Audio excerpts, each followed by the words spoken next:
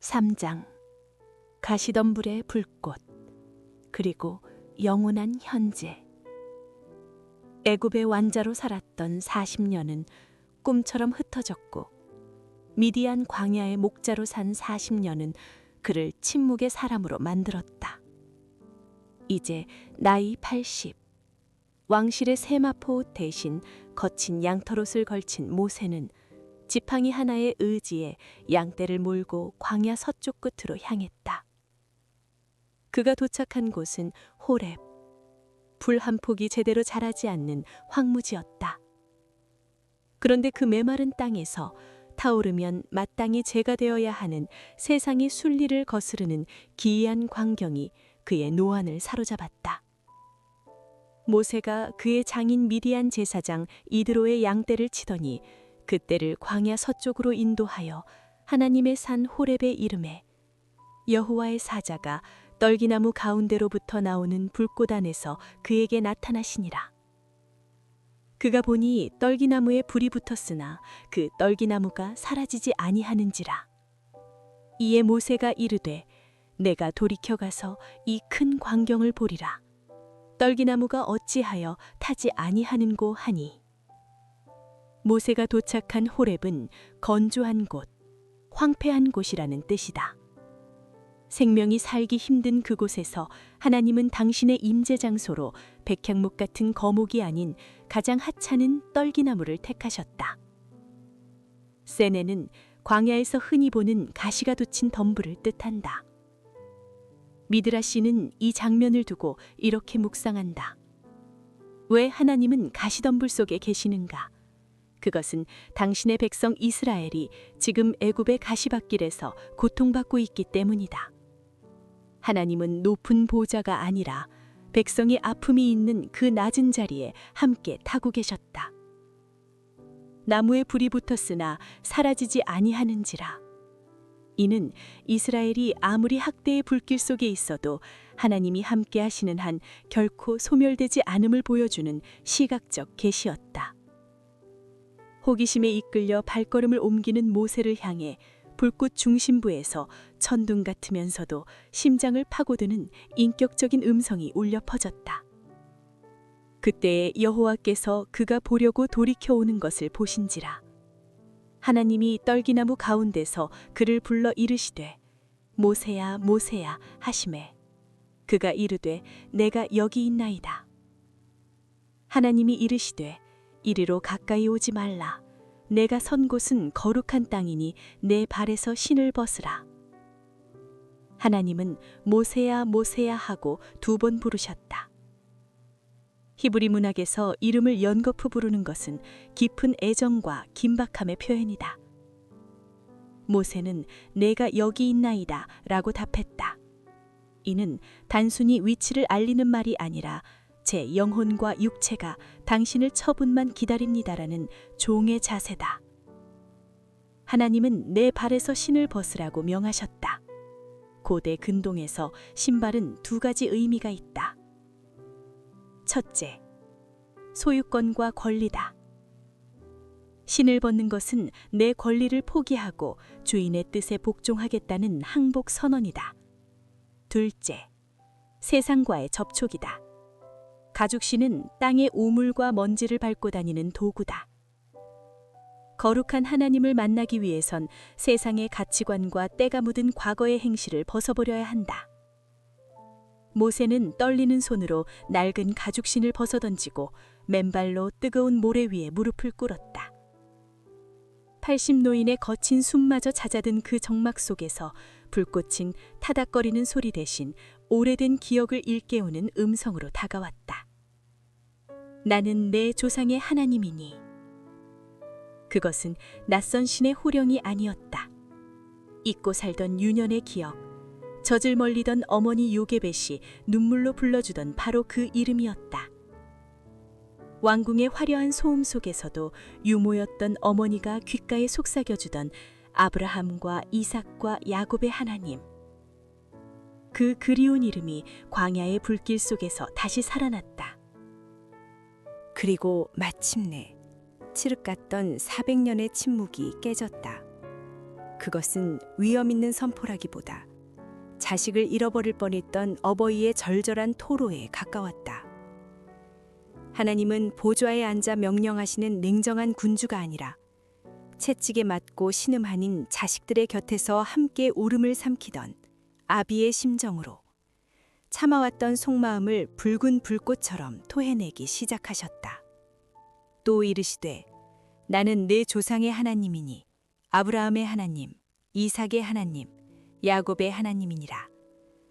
모세가 하나님 배웁기를 두려워하여 얼굴을 가리매 여호와께서 이르시되 내가 애굽에 있는 내 백성의 고통을 분명히 보고 그들이 그들의 감독자로 말미암아 부르짖음을 듣고 그 근심을 알고 내가 내려가서 그들을 애굽인의 손에서 건져내고 그들을 그 땅에서 인도하여 아름답고 광대한 땅, 젖과 꿀이 흐르는 땅, 곧 가나안 족속, 헷 족속, 아모리 족속, 브리스 족속, 히위 족속, 여부스 족속의 지방에 데려가려 하노라.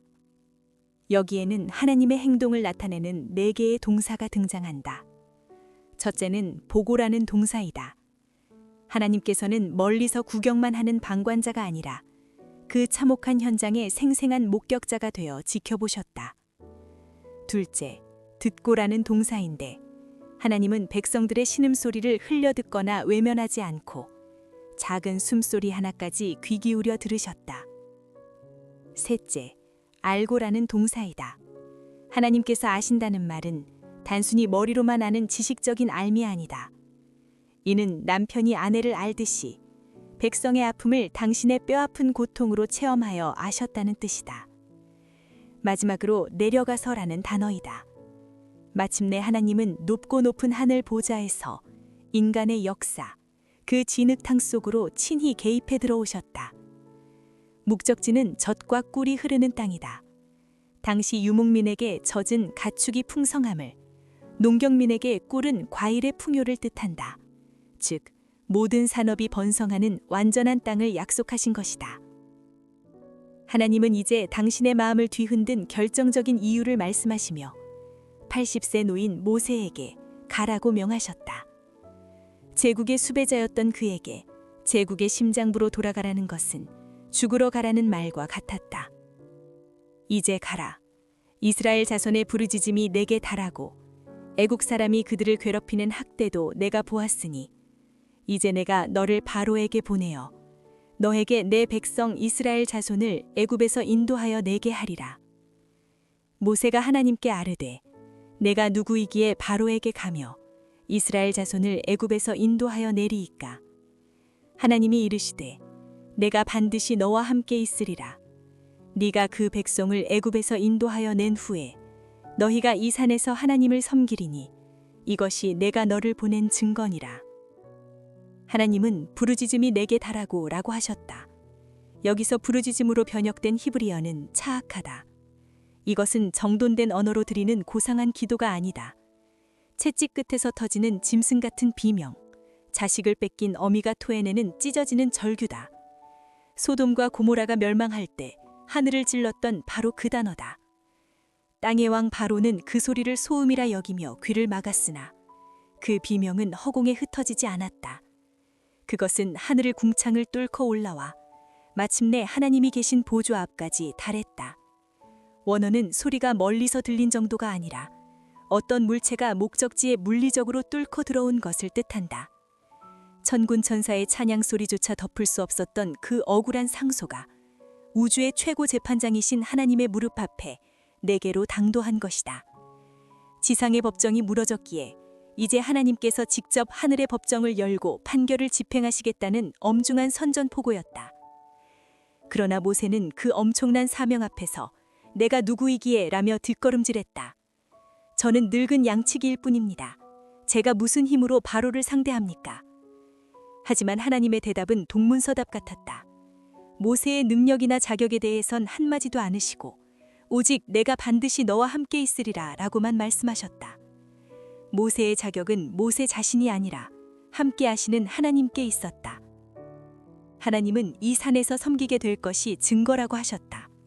기적을 먼저 보여주면 가겠다는 인간의 논리를 뒤집어 믿고 순종하여 가면 훗날 이 산에 다시 돌아와 예비하게 될 때 그것이 증거였음을 알게 될 것이라는 사후 확증의 원리를 가르치셨다. 모세는 가장 본질적인 질문을 던진다. 사람들이 당신의 이름을 물으면 무엇이라 답합니까? 당시 고대 세계에서 이름을 안다는 것은 그 신의 본질과 능력을 소유한다는 뜻이었다. 모세는 지난 40년간 이집트 왕실에서 자라며 그곳이 수천 가지 신들이 진열된 신들의 전시장임을 누구보다 잘 알고 있었다. 태양신 라, 나일강의 신 하피처럼 모든 신은 누군가에 의해 이름이 지어졌고 각자 담당하는 영역과 한계가 정해져 있었다. 이름을 안다는 것은 그 신을 소환하고 부릴 수 있다는 뜻이었다. 그러니 이름 없는 신은 신이 아니었다. 모세는 그들에게 전할 하나님의 정체를 물어야만 했다. 모세가 하나님께 아뢰되 내다 이스라엘 자손에게 가서 이르기를 너희의 조상의 하나님이 나를 너희에게 보내셨다 하면 그들이 내게 묻기를 그의 이름이 무엇이냐 하리니 내가 무엇이라고 그들에게 말하리이까. 하나님이 모세에게 이르시되 나는 스스로 있는 자이니라.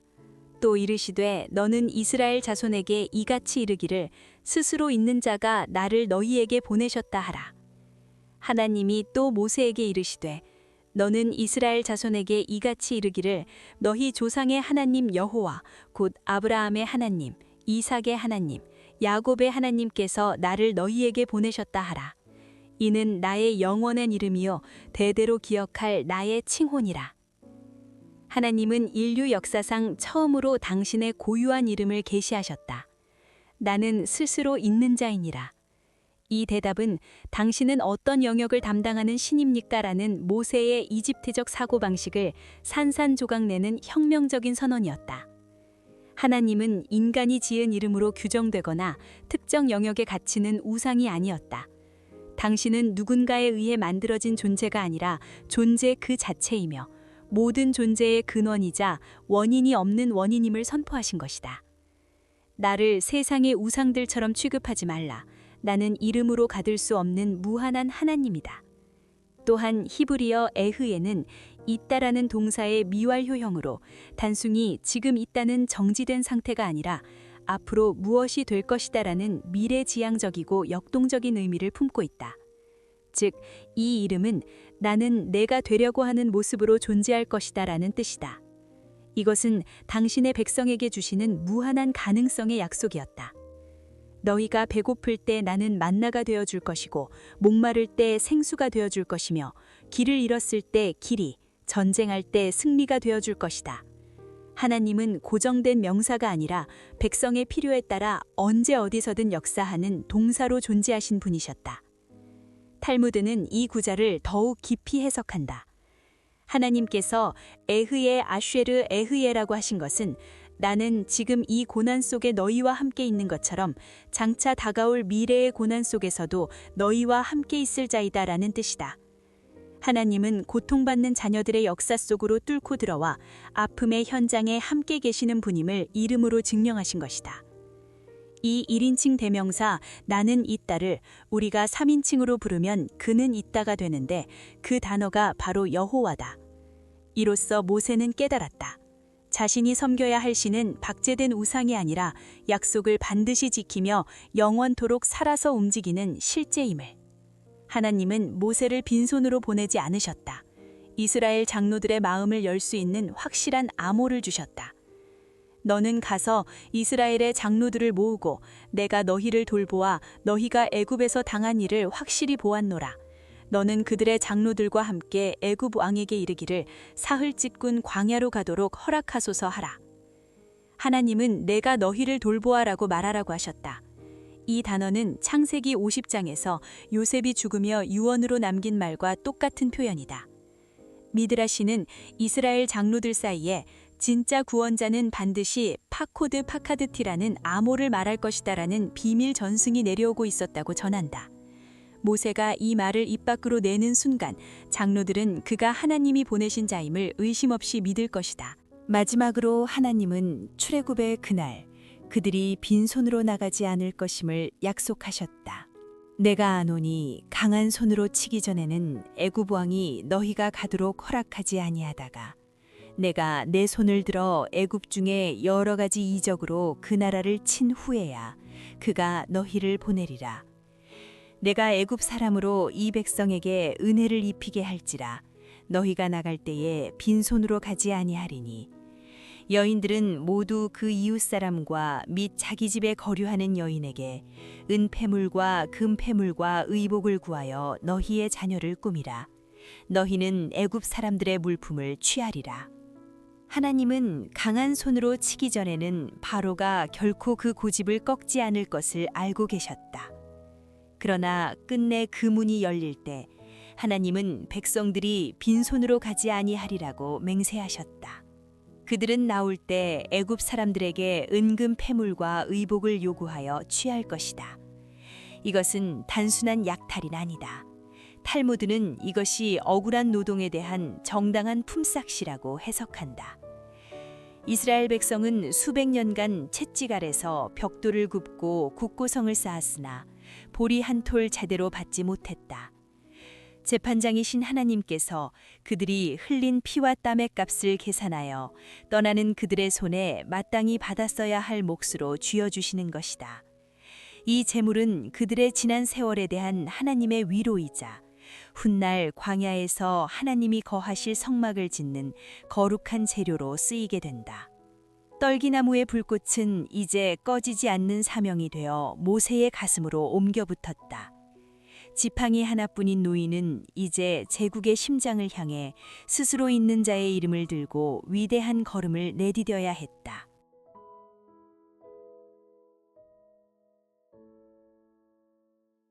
(4장) 거절하는 입술, 피 묻은 돌칼. 떨기나무의 불꽃은 여전히 타오르고 있었으나 모세의 마음속 의심의 불씨 또한 꺼지지 않았다. 그는 하나님께서 자신의 이름을 아시고 조상들의 하나님임을 밝히셨음에도 불구하고 40년 전 동족에게 거절당했던 깊은 마음의 상처에서 벗어나지 못하고 있었다. 그는 감히 하나님께 말대꾸하며 실패할 것이 뻔한 앞날을 미리 단정지었다. 모세가 대답하여 이르되 그러나 그들이 나를 믿지 아니하며 내 말을 듣지 아니하고 이르기를 여호와께서 내게 나타나지 아니하셨다 하리이다. 여호와께서 그에게 이르시되 내 손에 있는 것이 무엇이냐? 그가 이르되 지팡이이니이다. 여호와께서 이르시되 그것을 땅에 던지라 하시매 곧 땅에 던지니 그것이 뱀이 된지라. 모세가 뱀 앞에서 피하매 여호와께서 모세에게 이르시되 내 손을 내밀어 그 꼬리를 잡으라. 그가 손을 내밀어 그것을 잡으니 그의 손에서 지팡이가 된지라. 이는 그들에게 그들의 조상의 하나님 곧 아브라함의 하나님, 이삭의 하나님, 야곱의 하나님 여호와가 내게 나타난 줄을 믿게 하려 함이라 하시고, 미드라시는 이때 하나님께서 모세를 꾸짖으셨다고 전한다. 모세야, 너는 어찌하여 그들이 나를 믿지 않으리라고 함부로 말하느냐? 내 백성은 믿음의 조상 아브라함의 자손이다. 그들은 믿을 것이다. 오히려 지금 의심하고 있는 것은 그들이 아니라 너다. 하나님은 내 손에 있는 것이 무엇이냐고 물으셨다. 모세가 쥔 것은 마른 나무 토막인 지팡이였다. 하나님은 그것을 땅에 던지라 하셨고 그것은 순식간에 뱀으로 변했다. 여기서 뱀은 단순한 짐승이 아니다. 이것은 애굽 왕의 왕관 정수리에 달려있는 독사, 곧 바로의 권력을 상징한다. 하나님은 모세에게 그 뱀의 꼬리를 잡으라 하셨다. 독사의 꼬리를 잡는 것은 뱀에게 물려 죽겠다는 짓이나 다름없다. 그러나 모세가 두려움을 이기고 꼬리를 잡았을 때 애굽의 권력은 다시 모세의 손안에서 통제되는 마른 막대기로 돌아갔다. 이것은 장차 모세가 바로의 권세를 꺾고 하나님의 지팡이로 다스리게 될 것임을 보여주는 징표였다. 첫 번째 징표에도 모세의 눈동자가 흔들리자 하나님은 더 충격적인 두 번째 징표를 보여주셨다. 그것은 모세 자신의 몸을 제물로 삼은 기적이었다. 여호와께서 또 그에게 이르시되 내 손을 품에 넣으라 하시매 그가 손을 품에 넣었다가 내어 보니 그의 손에 나병이 생겨 눈같이 된지라.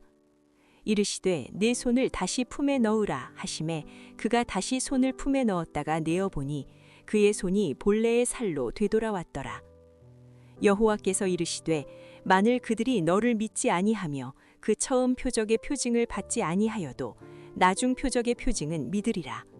그들이 이 두 이적을 믿지 아니하며 내 말을 듣지 아니하거든 너는 나일강 물을 조금 떠다가 땅에 부으라. 네가 떠온 나일강 물이 땅에서 피가 되리라. 모세가 손을 품에 넣었을 때 그 손은 나병으로 하얗게 변했다. 탈무드는 이것을 하나님의 징계로 풀이한다. 히브리어로 나병에 걸린 사람은 악한 말을 퍼뜨리는 자와 발음이 비슷하다.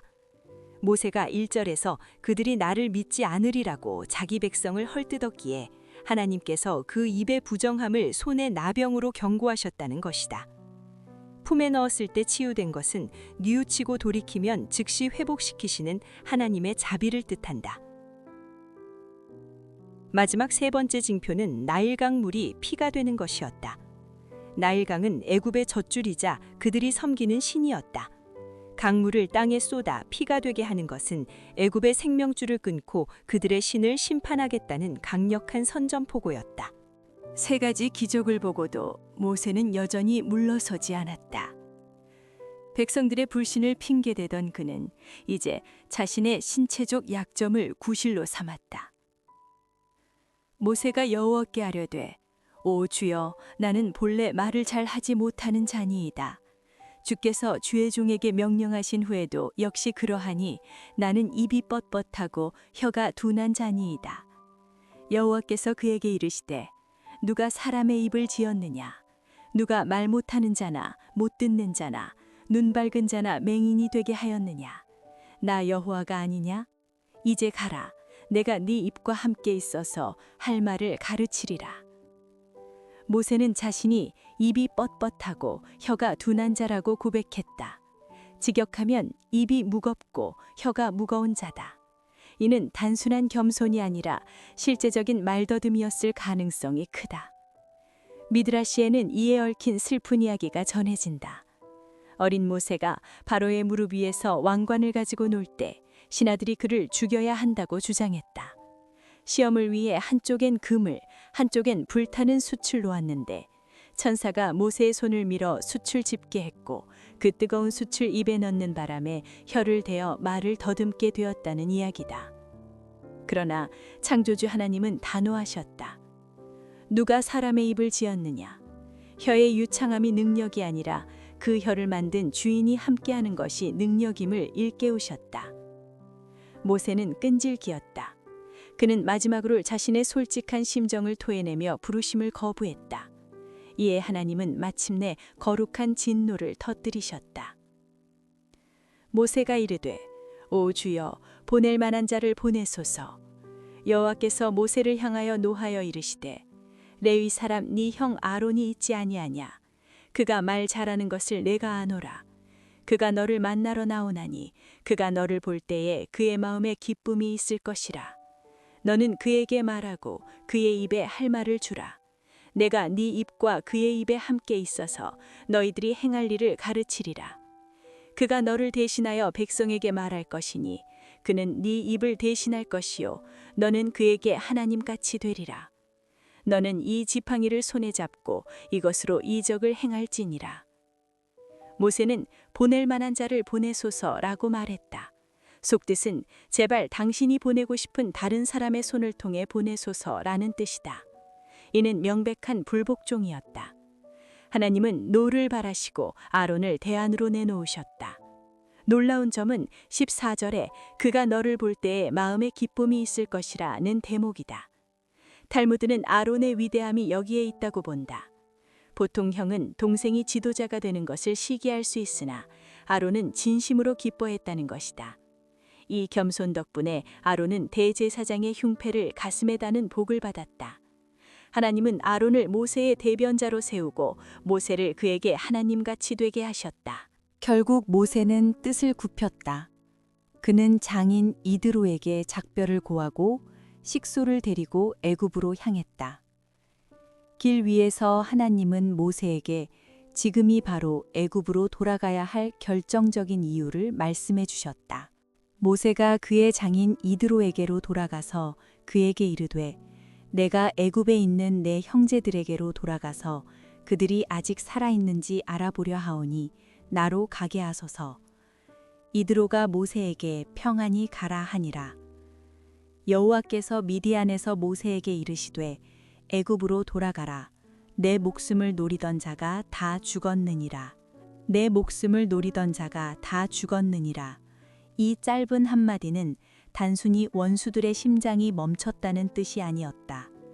그것은 제국의 정치 지형이 완전히 뒤집혔다는 역사적 선언이었다. 모세가 그토록 두려워했던 그 자들은 누구인가? 그들은 모세의 양어머니였던 하셉수트 여왕의 흔적을 지우기 위해 혈안이 되어 있던 선왕이었던 투트모세 3세와 그를 추종하던 핵심 정치 세력이었다. 그들에게 모세는 단순한 살인자가 아니라 왕권을 위협하는 반드시 제거해야 할 정적이었다. 그러나 40년의 세월은 그 서슬퍼런 권력자들을 모두 흙으로 돌려보냈다.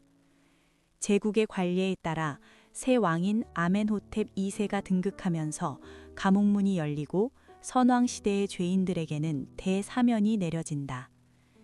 이즈 모세의 살인죄와 반역 혐의는 법적인 시효가 만료되었다. 하나님은 무턱대고 모세를 사지로 내모신 것이 아니었다. 제국의 왕조가 바뀌고 체포령의 효력이 사라져 그가 도망자가 아닌 당당한 자유인의 신분으로 국경을 넘을 수 있는 가장 완벽한 때를 기다리신 것이다. 모세가 그의 아내와 아들들을 나귀에 태우고 애굽으로 돌아가는데 모세가 하나님의 지팡이를 손에 잡았더라. 여호와께서 모세에게 이르시되 내가 애굽으로 돌아가거든 내가 내 손에 준 이적을 바로 앞에서 다 행하라. 그러나 내가 그의 마음을 완악하게 한즉 그가 백성을 보내주지 아니하리니 너는 바로에게 이르기를 여호와의 말씀에 이스라엘은 내 아들 내 장자라. 내가 네게 이르기를 내 아들을 보내주어 나를 섬기게 하라 하여도 내가 보내주기를 거절하니 내가 내 아들 내 장자를 죽이리라 하셨다 하라 하시니라. 모세의 손에는 이제 양치기의 막대기가 아닌 하나님의 지팡이가 들려 있었다. 하나님은 이스라엘을 내 아들 내 장자라고 부르셨다. 고대 사회에서 맏아들은 아버지의 모든 권위를 대신 행사하고 2배의 유산을 상속받는 존귀한 존재다. 이 선언은 출애굽의 목적이 단순한 노예 해방이 아니라 뒤틀린 하나님의 호적을 바로잡는 것임을 보여준다. 그리고 무서운 예언이 뒤따른다. 내 맏아들을 건드리면 내 맏아들을 죽이겠다. 이는 훗날 애굽 전역을 통곡으로 몰아넣을 10번째 재앙을 예고하는 서막이었다. 애굽으로 가는 길 어느 숙소에서 성경 전체를 통틀어 가장 기이하고 섬뜩한 사건이 벌어졌다. 백성을 구하러 가는 모세를 하나님께서 죽이려 달려드신 것이다. 모세가 길을 가다가 숙소에 있을 때에 여호와께서 그를 만나사 그를 죽이려 하신지라. 십보라가 돌칼을 가져다가 그의 아들의 포피를 베어 그의 발에 갖다 대며 이르되 당신은 참으로 내게 피 남편이로다 하니 여호와께서 그를 놓아주시니라. 그때의 십보라가 피 남편이라 함은 할례 때문이었더라. 이 이해할 수 없는 공격의 까닭은 무엇인가? 숙소에서 하나님은 모세를 죽이려 하셨다. 원인은 바로 뒤에 나오는 아내 십보라의 행동에서 드러난다. 모세는 아들에게 할례를 행하지 않았던 것이다. 미드라시에 따르면 모세는 여행길이라 아이가 위험할까봐 할례를 미루었거나 미디안 출신 아내와의 관계 때문에 언약의 징표를 소홀히 했다고 본다. 하나님의 맏아들을 구하러 가는 지도자가 정작 자신의 아들은 하나님의 언약 백성으로 만들지 않은 모순을 하나님은 용납할 수 없으셨다. 위기의 순간 십보라가 돌칼을 들어 아들의 양피를 베었다. 그리고 그것을 모세의 발에 대며 당신은 참으로 내게 피 남편이로다고 외쳤다. 피를 통해 죽음의 위기를 넘기고 남편을 다시 샀다는 뜻이다. 이 사건은 사명보다 중요한 것이 거룩임을 뼛속 깊이 새겨주었다. 죽음의 고비를 넘긴 모세는 마침내 광야에서 형 아론을 만났다. 40년의 세월을 뛰어넘은 재회였다. 여호와께서 아론에게 이르시되 광야에 가서 모세를 맞으라 하시매 그가 가서 하나님의 산에서 모세를 만나 그에게 입맞추니 모세가 여호와께서 자기에게 분부하여 보내신 모든 말씀과 여호와께서 자기에게 명령하신 모든 이적을 아론에게 알리니라. 모세와 아론이 가서 이스라엘 자손의 모든 장로를 모으고 하나님의 산에서 두 노인이 서로 끌어안고 입맞추었다. 모세는 자신의 대변자가 된 형에게 하나님의 말씀을 전했다.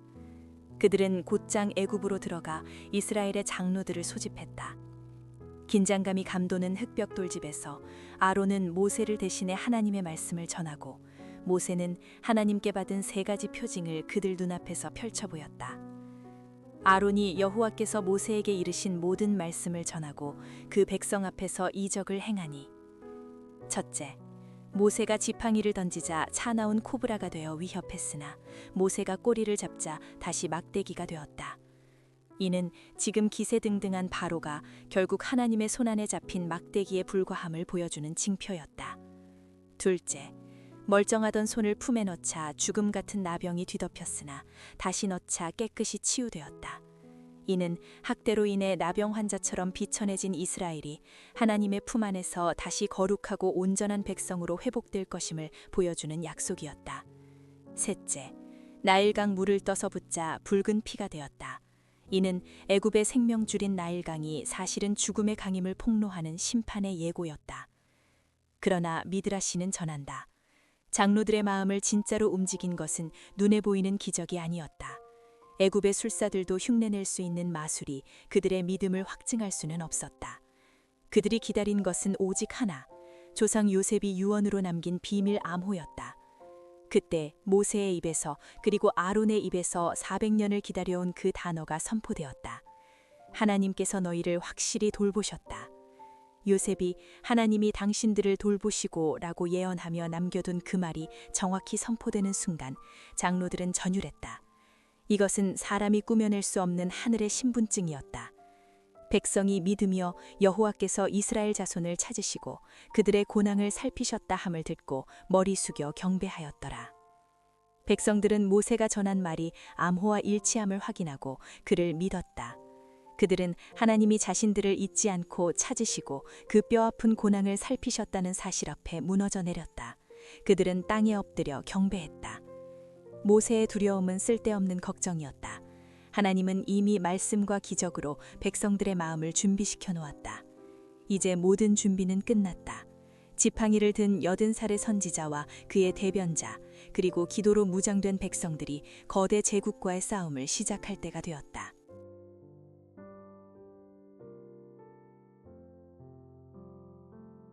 오늘도 텍스트 너머의 더 깊은 성경의 은혜를 받으셨나요? 받으셨으면 구독과 좋아요를 꾹 눌러주세요. 영상 제작에 많은 힘이 됩니다.